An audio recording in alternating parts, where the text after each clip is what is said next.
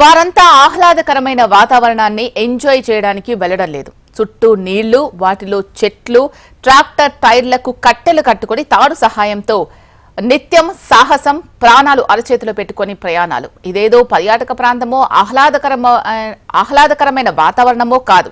ఆసిఫాబాద్ జిల్లాలోని బాబానగర్ గ్రామస్తుల వ్యధలు. తమ జీవనాధారమైన వ్యవసాయం చేయడానికి 6 నెలలు కష్టపడి పండించిన చేనులోని పత్తిని తెంపేందుకు చేస్తున్న సాహస యాత్ర ఇది.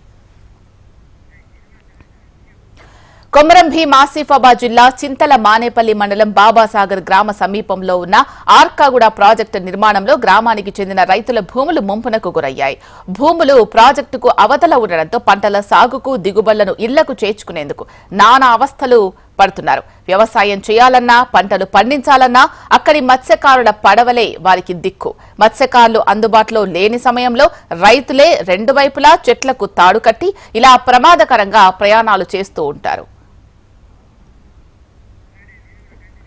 బాబాసాగర్ గ్రామ సమీపంలో ఆర్కాగూడ ప్రాజెక్టు అవతల ఉన్న పత్తి చేనుకు పంట పొలాల్లో వెళ్లేందుకు దారి లేక ప్రతి సంవత్సరం ఈ తిప్పలు తప్పడం లేదని రైతులు ఆవేదన వ్యక్తం చేస్తున్నారు. గ్రామానికి చెందిన దాదాపు 50 ఎకరాల పత్తి చేనులు ప్రాజెక్టు అవతల ఉన్నాయని, ప్రభుత్వం అధికారులు స్పందించి తమ పంట పొలాలకు వెళ్లేందుకు దారి కల్పించాలని రైతులు వేడుకుంటున్నారు. సంవత్సరాల పొన్న మాకు ఇబ్బంది అవుతుంది, తవ్వలేక దారి లేక మేము ఇట్లనే కష్టపడతాను. ఈ అడ్లు మా భూములు అవతల ఉన్నాయి కాబట్టి ఇట్లనే టైర్ల ఓడ చేసుకొని మేము కష్టపడతాను, దాటుకుంటూ పోతాను, వస్తాను.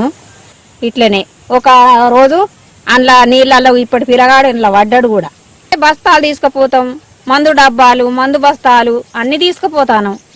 అంటే ఒక్కసారి కాదు 10 సార్లు దాటుతాను ఇట్లనే, రాకట పోకట.